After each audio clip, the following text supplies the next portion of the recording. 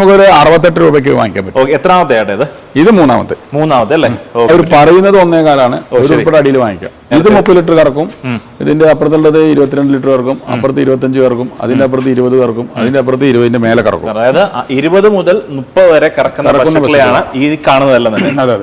ഇപ്പൊ ജേഴ്സി സിന്ധി കൂടി മൂന്നും കൂടി കൂടിയതാണ്, മിക്സ് ആണ്. കച്ചവടക്കാർ പറയും ചിന്താമണി ബ്രീഡ് എന്ന് പറയും. നമ്മളാണ് അത് ആദ്യം ഉണ്ടാക്കിയത്. ഹിന്ദി കൂടിയ പശുവും ജേഴ്സി കൂടിയ പശുവും HF കൂടിയ പശുവും.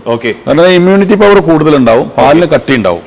പാല് 2 ലിറ്റർ HF-നേക്കാളും കമ്മിയാണെങ്കിലും ഇതിന് അസുഖങ്ങൾ വരില്ല. അതുകൊണ്ടാണ് ചിന്താമണി എന്ന് പറഞ്ഞ ഒരു ബ്രീഡ് അങ്ങനെ ഉണ്ടായതാണ്. 2ാം പേരാണ് ഇത്. 2ാമത്തെ പ്രസവം. ഇത് 23 ലിറ്റർ പാല് കിട്ടും. 20 മുട്ടയാണ്, ഒറിജിനൽ മുട്ടയായി. കൊമ്പ് കരിഞ്ഞതല്ല.